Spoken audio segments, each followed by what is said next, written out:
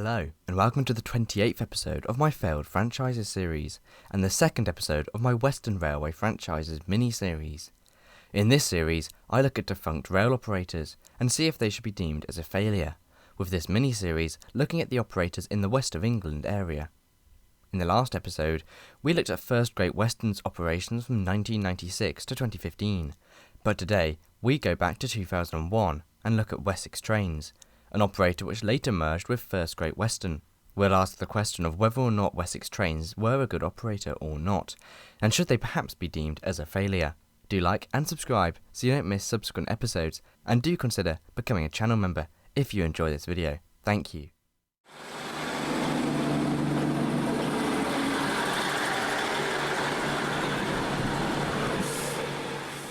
We start in 2000, when the map of Britain's railway franchises was much different. Local and regional services across the West Country and South Wales were operated by the Wales and West franchise. However, this was going to change. In June 2000, the Strategic Rail Authority confirmed that the number of rail franchises would be cut, with all Welsh services being merged into the Wales and Borders franchise, whilst services from the West Country stretching from Penzance to Swindon and Brighton would be operated under a new Wessex franchise, with National Express winning the franchise and commencing operations on the 14th of October 2001 under the Wessex Trains name. This new franchise would call at over 160 stations, operating 125 of them, with a 70-strong fleet. The Wessex Trains franchise would run alongside the Intercity Great Western franchise from Penzance to Swindon via Plymouth, Exeter and Bristol, as well as operating all local branch lines along the route. The company would also operate from Bristol, one of the main interchanges for Wessex, towards Southampton, Portsmouth and Brighton, as well as towards Cardiff, Worcester and Great Malvern, and services to Exmouth, Paignton and Weymouth along the Heart of Wessex line, with Wessex Trains not operating the London Waterloo service like the former Wales and West operator did, with this service being scrapped. As for fleet, Wessex Trains inherited several old Sprinter and Pacer units, 8 Class 143 Pacer trains, 25 Class 150 Sprinters, 13 Class 153 Super Sprinters, and 12 Class 158 Express Sprinters, with all stock maintained at Cardiff, Canton or Exeter depots, with Wessex commencing full fleet refurbishments in 2002, but keeping the old Alpha Line branding on the Wessex Class 158s. Things started off quite badly when the Rail Future Group criticised Virgin, First Great Western and Wessex Trains for their London-style bus service between Plymouth and Penzance. The operators previously promised a new hourly service round the clock, but instead ran several services very close together, and then zero services for long periods at a time. Wessex did, however, try to run more services, applying for a rail partnership grant before commencing operations to run extra services from St Austell to Truro and then Penzance, but did not have enough rolling stock to do so. Elsewhere, in winter 2002, severe flooding hit Cornwall and the West Country, leaving many Wessex services cancelled and delayed, with 2 inches of rainfall across Cornwall, with the Environment Agency issuing 53 flood warnings. Back in April though, Wessex confirmed the acquisition of 5 Mark II coaches and Fragonset Class 31s to run services from Cardiff and Bristol to Brighton and Weymouth, wearing a Heart of Wessex line maroon livery. In January 2003, Wessex were under fire for their 7 Beach Line service. The line, although not hugely popular, was important for locals around Bristol. Wessex were criticised for their lack of information at stations regarding rail replacement buses, with some passengers missing their buses completely due to a lack of information for where the bus would be running from. Elsewhere, Wessex were criticised for high ticket prices, with tickets on the 7 Beach Line particularly hard to purchase, with many questioning whether Wessex were trying to justify a service reduction on the line. New ticket barriers installed at Bristol and a lack of places to purchase tickets led to people having to get off a stop early to avoid receiving penalty fares at Bristol Temple Meads, despite willing to purchase a ticket. In March 2003, Wessex Trains RMT guards went on strike over Kit Kat conducting, with many RMT Wessex guards believing their job had been reduced to selling Kit Kats and not actually helping with train safety critical operations. RMT guards voted 1,400 to 745 for industrial action, which occurred in 2003. Going into winter, Wessex were criticised for their poor 2003 timetable, with many services not beginning until past 11 AM on a Sunday, severely limiting the number of potential passengers. For 2004, Passengers in the UK were hit with a rail fare rise of 2.5% across the network, with some tickets rising to 7% and unregulated fares rising by 3.5%. However, these rises did not affect Wessex, who were praised by the Rail Passengers Council for freezing their rail fares altogether. Anglia Trains went one better though, and cut fares, which Wessex could not. Wessex Trains' praise didn't end there though, with statistics revealing a 97% reliability rating and 85% punctuality rating across the network, despite being apprehended regarding a lack of services on some routes, such as the Severn Beach branch line. Wessex responded by announcing upgrades of stations on the line, such as at Clifton Down, but there were no promise of information boards or CCTV cameras at these stations. May 2003 saw rail guards confirm that they would be striking after talks with the RMT failed to secure their safety role, with strikes going ahead on 2 24-hour days immediately after the 3 previous rail strikes in April, and affecting the Easter bank holiday. In August, Wessex confirmed that some of its ticket offices would have extended opening hours due to high demand, with stations around the Westbury and Bristol area, such as Bradford and Avon, receiving these longer opening hours. Also in August, Wessex received complaints regarding a ticket which wasn't valid on Wessex services, when many thought it was.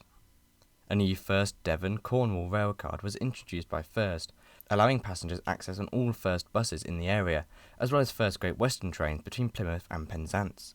However, no stations in Cornwall could sell the ticket, as they were all Wessex managed, and many passengers were confused over which operators the ticket was allowed on, boarding Wessex train services by mistake and being charged double the ticket price.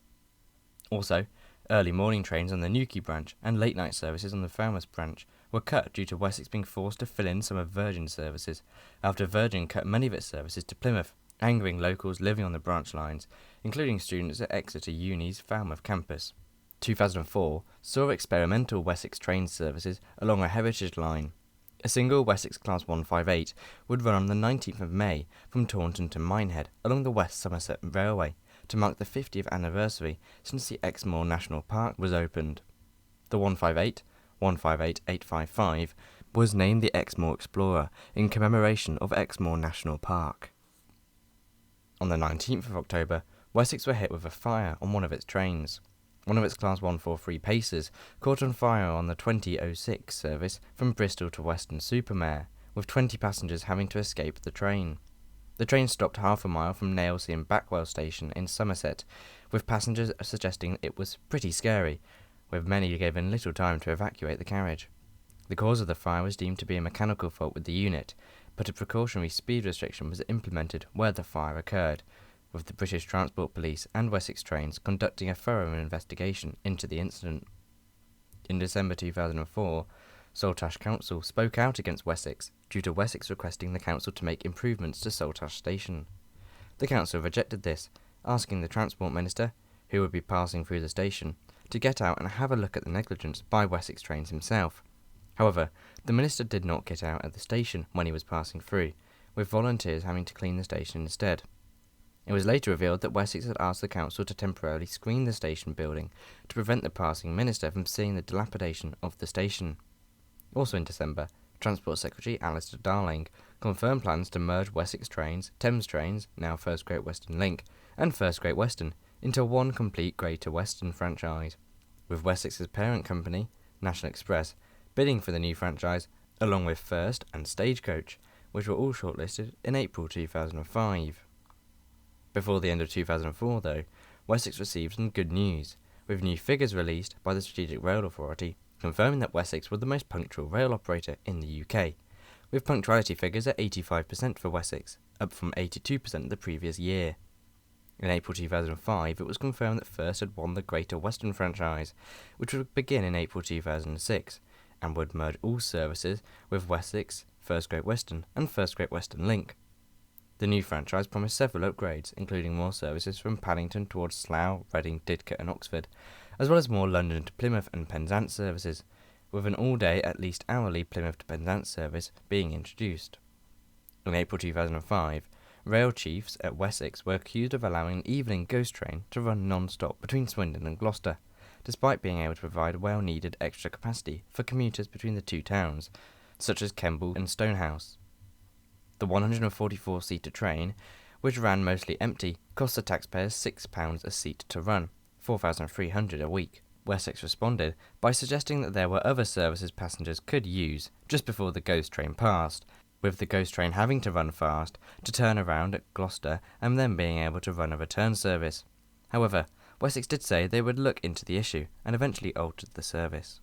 Also in April, tragedy hit after a boy died at Bedminster Station.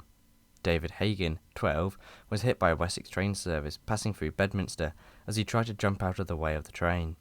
David used the station as a hideaway, with his family wanting warnings and lessons to other children about the dangers of the railway to prevent future deaths. In July 2004, First Great Western and Wessex confirmed that they would be interested in serving the new Cardiff Airport station, which would be opening in the Roos area in 2005.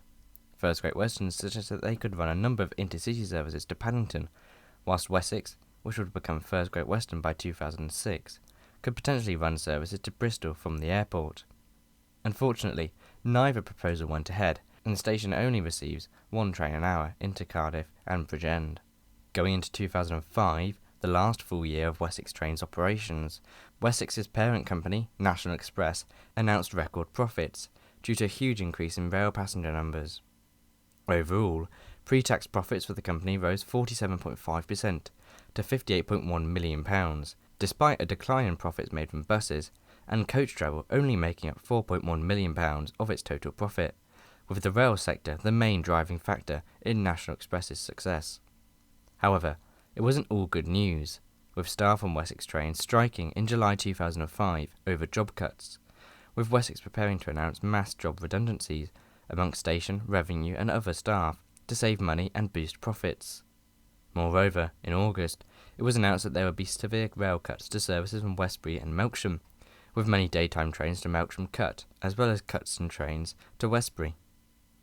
Finally, in December 2005, there were concerns over the new Greater Western franchise, with the Rail Future Devon and Cornwall branch raising concerns about the Falmouth branch line, with many people suggesting that First Great Western could reduce services on the line, or not go ahead with provisional plans for a new passing loop to increase the frequency of services. And with that, on the 31st of March 2006, Wessex Trains handed over all operations to First Great Western under the new Greater Western franchise, which I've already looked at in a previous video. As for Wessex, they would cease operations after under 5 years since beginning them, with rally services scarcely changing under Wessex Trains. But should they be deemed as a failure? In my opinion, probably not.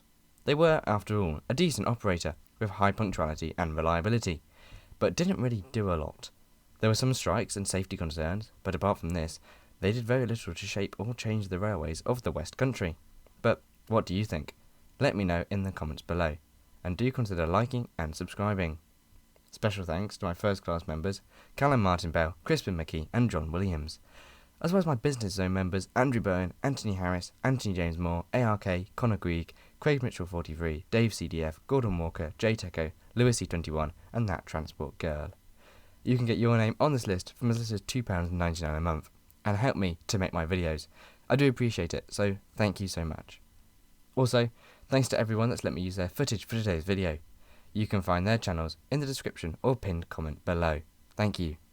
Once again, thank you very much for watching. Check out my Blue Sky, Twitter and Discord server in the links below, and I hope to see you again soon. Goodbye.